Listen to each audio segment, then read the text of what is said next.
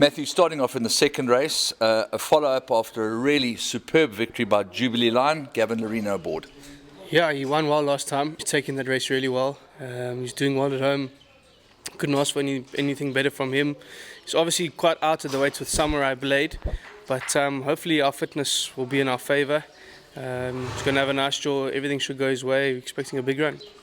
Yeah, I guess Samurai Blade would probably be starting from square one again after things went a little bit pear-shaped for him in the KwaZulu-Natal winter season after a good Triple Crown. Yeah, well, that's going to be our advantage, and I think he's been gelded, so if he's not fit, then we should have a chance of giving him a good run. Right, Timothy, after a sparkling debut with some significant market support, Miss Turbo bids to break her maiden certificate. Yeah, nice debut, Bonsky. Obviously a nice filly. Only worry is that she is running back quite soon, and I thought she was pretty tired after the race, but you draw well, you've just got to take your chances. She's fit, she's well, she's sound. You saw her now, she's bouncing around. So hopefully we haven't run her back too quickly, but yeah, I'd be disappointed if she's not at least in the first three. Adam, thanks for the opportunity to chat to you again. Penny Serenade, very game, lovely filly, race 6. Hi Andrew, yeah, she's been an honest filly. She hasn't done much wrong. She's always there or thereabout. Being a Silvano, we've always thought that she probably would get better with age. And we've given her a bit of break after the Durban season. We think this would be the right race to bring her back. Her track work at home is quite good, and she has won over an 1160 before. We do think that probably the 14 and the mile is better suited to her, but bringing her back 1200, quite a competitive field, a few fillies that are also coming off the layoff, which opens it up a little bit more. And I think if she's fresh enough and puts her best foot forward, she could be right there in the finish with the rest of them. All right, and then of course Alexa's been running against very, very high-class company, her seasonal debut.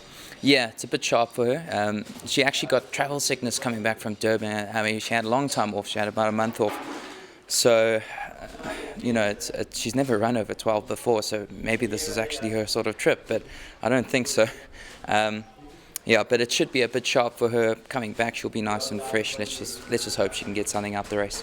Fair to say that the spring challenge might be amongst her mission? That's exactly what we're going for. Yeah, this is going to be way too short for her. It's 1200 metres. It's just going to be a comeback run. There's a couple of races coming up for her, so this will put her in good stead for those races. And then finally, race 7, you've got Mufid, difficult horse to read, but as good a looking horse as you ever hope to find.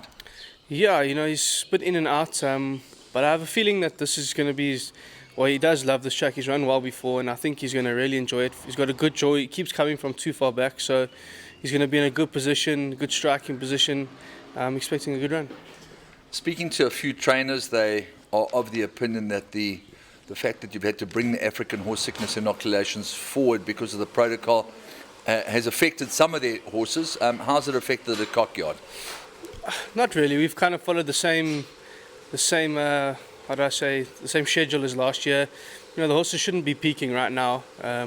We'll start peaking them by October. These runs will bring them on, and there's a few like Jubilee Line that are fitness now, but the right races are for him now. So every horse is different, and every horse takes the vaccinations differently, so it's hard to assess the whole yard as one horse. Looks like there's a lot of ability, not always 100% predictable. What's your assessment there?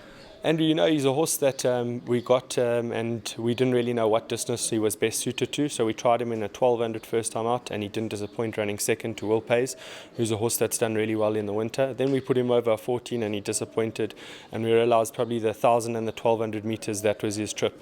From then on, we prepped him for this race, not knowing what type of field we were going to take on. Looking at the field, very competitive. I think Kangaroo Jack, without a doubt, the horse that everyone's got to have the most respect for in the race, the way he won at Greyville last time out. And yeah, with him being right drawn next to us, we got to look out for him. The field is pretty competitive, but we have been prepping this horse to this race, and he's got a nice lightweight. And if he puts his best foot forward, we think that he could be competitive. I'm not saying he's the horse that you must look out for, but we would be happy if he's competitive in this field. By your very high standards, the stable went through a very, very short period of quietness, but bounced back in no uncertain terms last week. Yeah, we had 2 weeks of a quiet patch. We did give our vaccinations, and something that usually happens this time of the year, the horses can hit to a bit of a flat patch. But we hope that we're bouncing back, and it'll be nice to see the horses start to run to form again.